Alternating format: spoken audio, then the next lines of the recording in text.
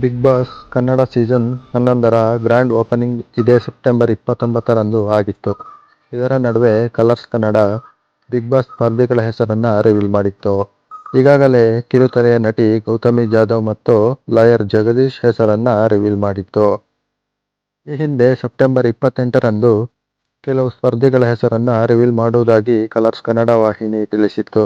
ಮೊದಲ ಸ್ಪರ್ಧಿಯಾಗಿ ಗೌತಮಿ ಜಾಧವ್ ಹೆಸರನ್ನ ಬಹಿರಂಗಗೊಳಿಸಲಾಗಿದೆ. ಎರಡನೇ ಸ್ಪರ್ಧಿಯಾಗಿ ಲಾಯರ್ ಜಗದೀಶ್ ಆಯ್ಕೆಯಾಗಿದ್ದಾರೆ. ಮೂರನೇ ಸ್ಪರ್ಧಿ ಚೈತ್ರಾ ಕುಂದಾಪುರ, ಕರಾವಳಿಯ ಫೈರ್ ಬ್ರ್ಯಾಂಡ್ ಪ್ರಖರ ಭಾಷಣಗಾರ್ತಿ ಚೈತ್ರಾ ಕುಂದಾಪುರ ತಮ್ಮ ಭಾಷಣದ ಮೂಲಕ ಜನರ ಗಮನ ಸೆಳೆದಿದ್ದಾರೆ.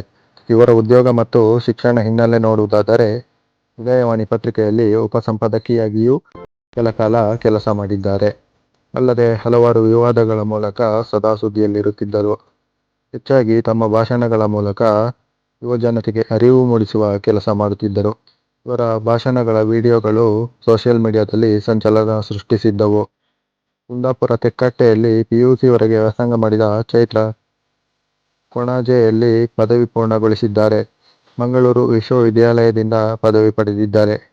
ಸಮಯ ಸುದ್ದಿವಾಹಿನಿ ಉಡುಪಿಯ ಸ್ಪಂದನ ಟಿವಿಯ ನಿರೂಪಕಿಯಾಗಿಯೂ ಮುಕ್ತ ನ್ಯೂಸ್ ಅನ್ನೋ ಸ್ಥಳೀಯ ಸುದ್ದಿವಾಹಿನಿಯಲ್ಲೂ ಕೆಲಸ ಮಾಡಿದ್ದಾರೆ.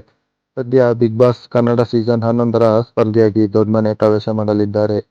ಈ ವಿಡಿಯೋ ನಿಮಗೆ ಇಷ್ಟ ಆಗಿದ್ರೆ ಸಬ್ಸ್ಕ್ರೈಬ್ ಮಾಡಿ, ಸಪೋರ್ಟ್ ಮಾಡಿ.